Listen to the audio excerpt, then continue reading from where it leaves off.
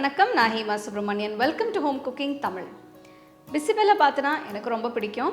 ஆனால் இன்றைக்கி நான் உங்களுக்கு ஒரு வித்தியாசமான பிசிபெல்லாபாத் காட்ட போகிறேன். இது திணை பிசிபெல்லாபாத். திணை உடம்புக்கு ரொம்பவே நல்லது. இதில் நிறைய ஃபைபர், நிறைய மினரல்ஸ் இருக்குது. டயபெட்டிக் பேஷண்ட்ஸ்க்கு இது ரொம்ப நல்லது. வெயிட் லாஸ்க்கும் இது ரொம்ப நல்லது. ஸோ இன்றைக்கி நம்ம இந்த திணை பிசிபெல்லாபாத்தை எப்படி செய்கிறதுன்னு பார்க்கலாம்.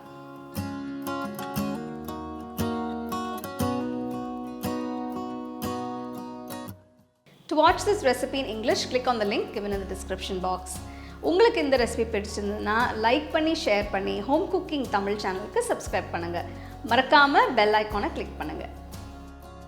இந்த ரெசிபிக்கு நான் 3/4 கப் திணை எடுத்திருக்கேன்.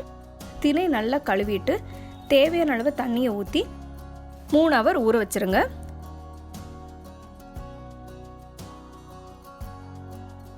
நெக்ஸ்ட்டு மசாலாக்களை வறுத்து சாம்பார் மசாலா தூள் செய்ய போகிறேன்.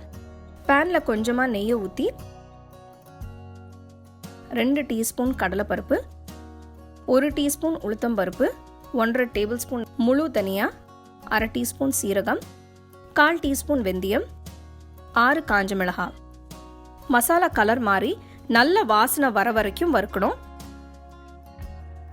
மசாலா கலர் மாறிடுச்சு. இதோட துருவின தேங்காய் சேர்க்கணும். மசாலாவை வறுத்தாச்சு. ஸ்டவ் ஆஃப் பண்ணிவிட்டு இதை வேறு பாத்திரத்துக்கு மாற்றிடுங்க. மசாலாவை ஆற விட்டு மிக்சியில் போட்டு நல்ல பவுடரை அரைச்சிக்கோங்க. பேன்லேயே வச்சிங்கன்னா பேனோட சூடில் மசாலா கருகிடும்.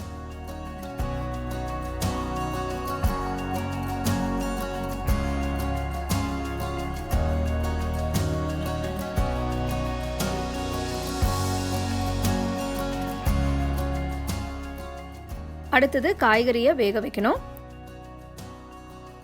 கடாயில் 2-3 டீஸ்பூன் நெய் ஊற்றி 1/2 டீஸ்பூன் கடுகு, 1/2 டீஸ்பூன் சீரகம். கடுகு பொரிஞ்ச உடனே இதில் 1/2 டீஸ்பூன் பெருங்காயத்தூள், கருவேப்பிலை, 1 கப் சின்ன வெங்காயம். இதை ஒரு 5 நிமிஷத்துக்கு வதக்கணும். வெங்காயம் கொஞ்சம் சாஃப்ட் ஆனதும் சின்ன துண்டுகளாக நறுக்கின கேரட் 1, கொஞ்சம் பீன்ஸ், 1/2 கப் பச்சை பட்டாணி, 1 நறுக்கின உருளைக்கிழங்கு, 1 முருங்கைக்காய், கொஞ்சம் உப்பு, 1/4 டீஸ்பூன் மஞ்சத்தூள் போட்டு 5 நிமிஷம் வதக்குங்க. அடுத்தது தண்ணியை ஊற்றி காய்கறிகளை வேக வைக்கணும். நான் கிட்டத்தட்ட 2 கப் தண்ணி ஊற்றுறேன். கடாயை மூடி 10 நிமிஷம் வேக விடுங்க. பார்த்தீங்கன்னா வெஜிடபிள்ஸ் எல்லாம் வெந்துருச்சு. இப்போது இதில் 1/2 கப் புளிக்கரைசல்,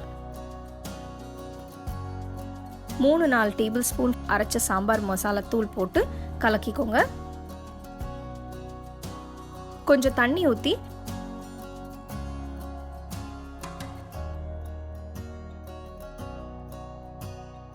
கொதி வந்ததும் டேஸ்ட் பண்ணி பாருங்க. உங்களுக்கு வேணும்னா இன்னும் கொஞ்சம் சாம்பார் தூள் போட்டுக்கோங்க.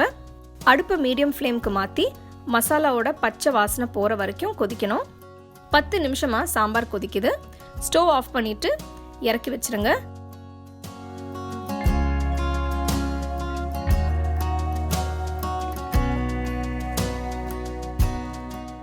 நெக்ஸ்ட் திணையும் தோரம்பருப்பும் வேக வைக்கணும். ப்ரெஷர் குக்கரில் ஊற வச்ச திணை, 3ல் 1 பங்கு அளவு தூரம்பருப்பு, தேவையான அளவு தண்ணி, 1/4 டீஸ்பூன் மஞ்சத்தூள், இதெல்லாம் போட்ட பிறகு குக்கரை மூடி மீடியம் ஃப்ளேமில் 4 விசில் வர வரைக்கும் வேக வைக்கணும். திணையும் தோரம்பருப்பும் நல்லா வெந்திருக்கு. முன்னாடி செஞ்ச சாம்பாரை அடுப்பில் வச்சு வேக வச்ச திணையை சேர்த்து நல்லா கிண்டுங்க. எல்லாம் சேர்த்து வந்ததும் ஸ்டவ் ஆஃப் பண்ணிடுங்க. வித்தியாசமான ஆரோக்கியமான திணை பிசிபெல்லாபாத் ரெடியாக இருக்கு.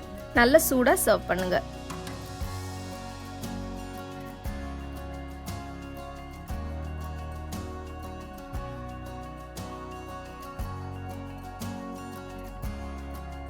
அருமையான திணை பிசிபெல்லாபாத் எப்படி செய்யறதுன்னு பார்த்தீங்க இல்லையா? ஸோ இது நம்ம ஒரு சேஞ்சுக்கு யூஸ்வலாக அரிசி வச்சு செய்கிற பிசிபெல்லாபாத் பதிலாக இந்த மாதிரி திணை வச்சு செஞ்சிங்கன்னா ரொம்ப டேஸ்டியாகவும் ரொம்ப ஹெல்த்தியாகவும் இருக்கும். வீட்டில் எல்லாருமே ரொம்ப விரும்பி சாப்பிடுவாங்க. ஸோ கண்டிப்பாக இதை ட்ரை பண்ணி ருசிச்சு சாப்பிடுங்க. You can get a copy of our first edition of the home cooking book on 21 frames.